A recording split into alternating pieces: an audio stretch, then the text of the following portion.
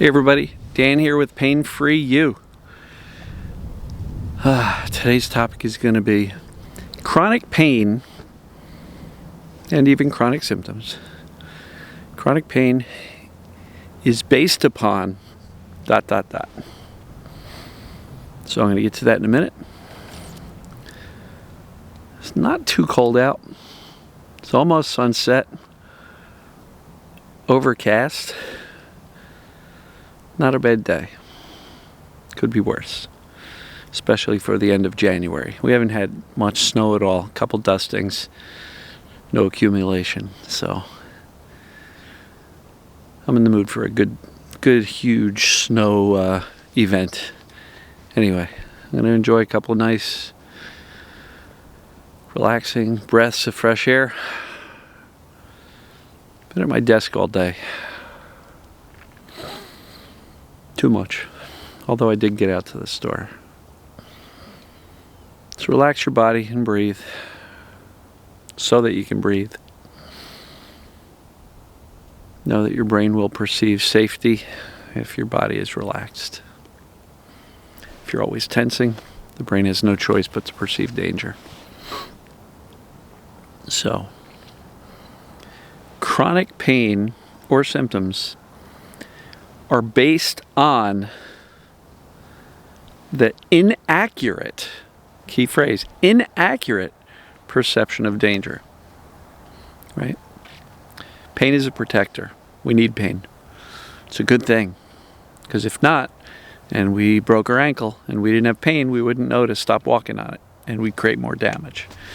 Or if we didn't have pain and we touched a hot stove, we wouldn't know it until it was way too late and we burnt our hand. Right? So pain is a good thing. But chronic pain is when these neural circuits that fire off the pain signal become learned, stuck in a loop, become persistent. So why does that happen? In my observation, two things will take an instance of pain and make it chronic or persistent. Fear and attention. So, lots of stories of people having true injuries, but they convince themselves it's not healing, or it won't heal, or a surgery was botched and done incorrectly, and I have damage there.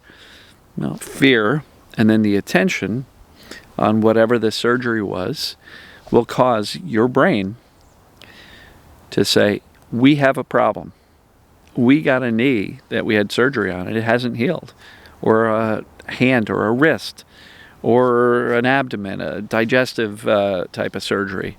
And if we convince our brain that we've got a physical structural problem, the brain will act as if that's true and keep protecting us with the warning signal called pain.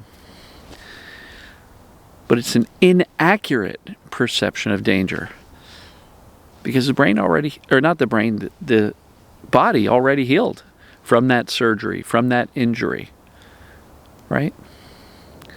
And in some cases, we can have pain that began with no obvious injury, in which case we start to seek a cause. So we start getting medicalized and getting imaging studies and visiting different doctors and what's going on. We get all sorts of opinions that do nothing more than scare us further. And so that perpetuates the fear, which creates more attention, which becomes an all-consuming thing as we try to figure out what's going on, what's causing the pain. And we can get lost deep in the medical world, and we can get, dozens of opinions on what the various potential causes may be. But what if pain coming on without an obvious injury was just based on TMS, or the brain perceiving danger? And sometimes that perceived danger is emotional, as Sarno theorized. Sometimes it could be work stress, family stress, financial stress, which all kind of falls in the same emotional realm. And then we get pain. And then we convince ourselves and use words like, I threw my back out. Ooh, my back went out. I injured myself. I injured myself. Injured myself. All right, what's the evidence of the injury? Because, my back pain and sciatica started out by me bending over to put on my underwear, of all things, which is absolutely ridiculous. But yet for a while I convinced myself I injured myself. Thankfully I found out about Sarno a year later, and I stopped using the term injure. And what I realized, and what I really want to convey to you, is an onset of pain.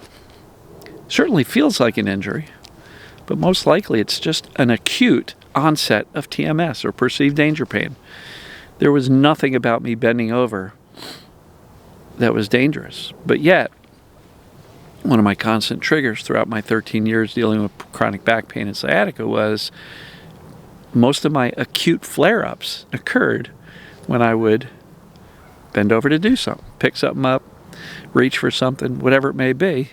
My brain learned incorrectly that bending over was dangerous. Well, guess what I do now? I bend over all I want. I bend over to lift things. My son and I actually loaded up U-Haul trucks and moved several times since I was able to end my back pain.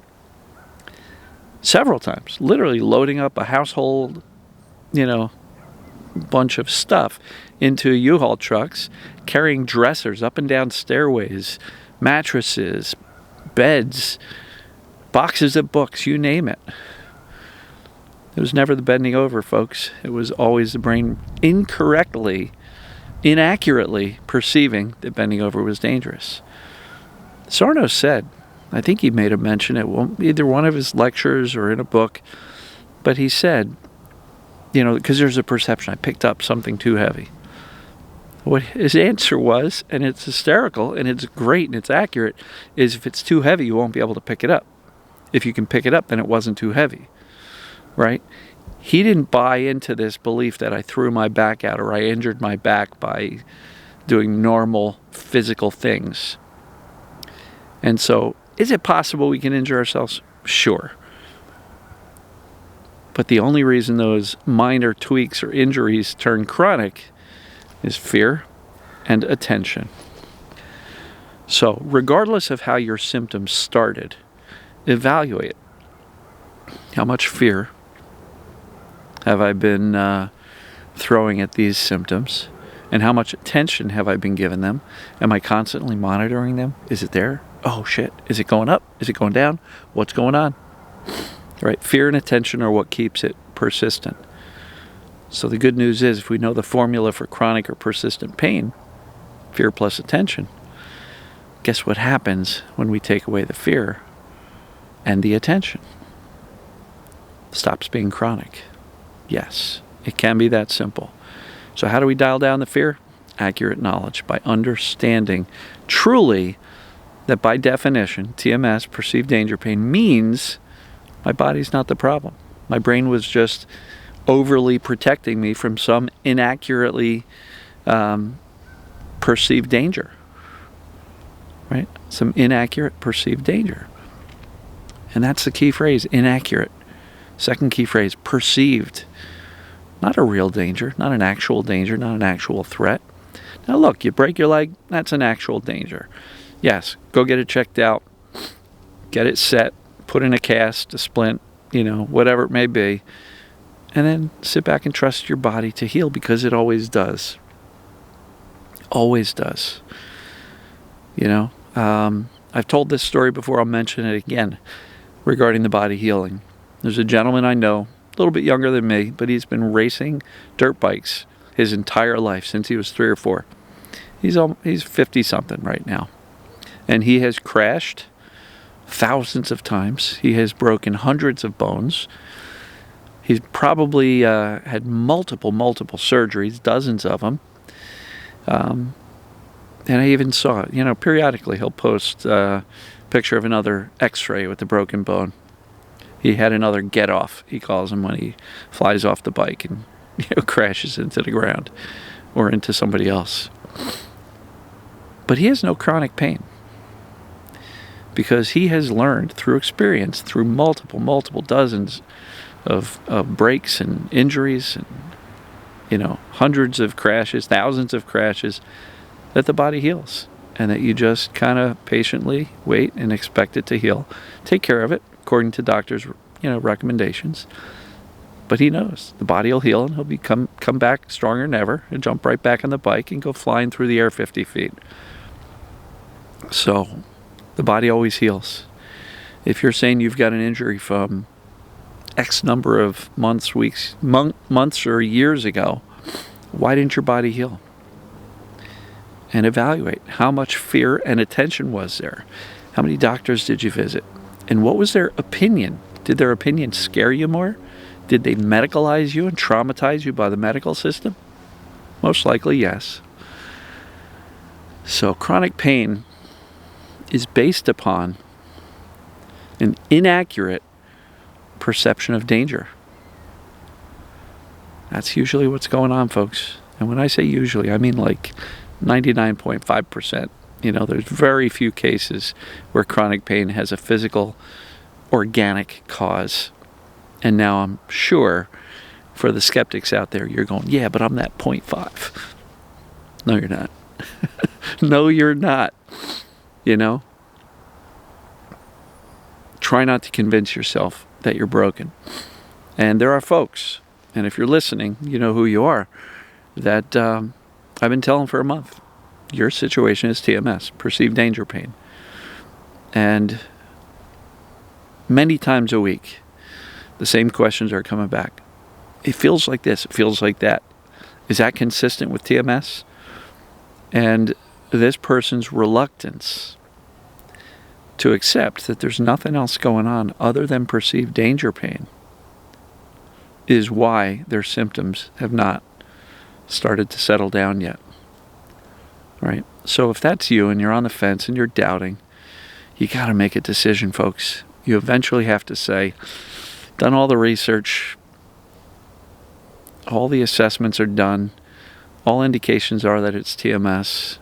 I'm going to make a decision that this is the path I'm taking and don't look back.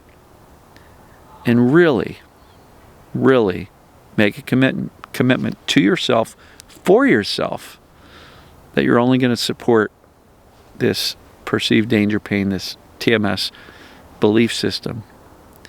Because every time you jump back on the doubt train, it's going to take you far away from recovery. Because if you're continually saying, I don't know, is this TMS? Is that TMS? I don't think it's TMS. And if you've been in a panic and you take the pain test and you score very low, I'll be candid with you. It's probably still TMS. The reason you're scoring low is because when you're in a panic, we tend to answer the questions from a place of fear. And if you've been in a panic and the amount of attention and fear has been very consistent, guess what? Your symptoms are going to be much more consistent than if you weren't quite as afraid. So sometimes that pain test, especially for people deep in the panic, you can score artificially low, yet still have TMS, because I truly believe chronic pain is based on the inaccurate perception of danger. And if you're constantly telling yourself that I have a real problem, an injury that didn't heal, nerve damage, which they can't prove, but I've decided it is, you're going to keep on scaring the heck out of your brain, and your brain is going to keep on sounding the alarm because you keep on saying there's a fire, I have damage. It's quite simple how this process works. It's quite challenging to make that decision and to let go of your fear and your doubt. But I will say that's the foundational step. You got to understand how this system works, how pain works. You have to do the assessment and you have to make a decision. You have to accept that this is what's going on. Nothing else. This. And once you do that, you now have a solid foundation you can stand on, which will allow you to begin teaching by telling and showing your brain that you're actually okay, by thinking, acting, and behaving as if you're okay. Research is done. The jury has reached a verdict, right? Case closed. Stop wavering back and forth because you're only delaying recovery. I'm not trying to be hard on anybody. I'm really just trying to encourage you to stick to the fundamentals. Know what's going on, know how pain works, make a decision that this applies to you so that you can begin consistently teaching and showing your brain that you're actually okay. As long as you want to waver around and question it, you're slowing down recovery, and I don't think anybody here really wants that. So get off the fence, make that decision. So let's get rid of the inaccurate perception of danger, because there is no danger. It's not actual. It's based on the inaccurate perception. So, I'm going to wrap this one up. Love you guys and gals. I will see you tomorrow. Take care.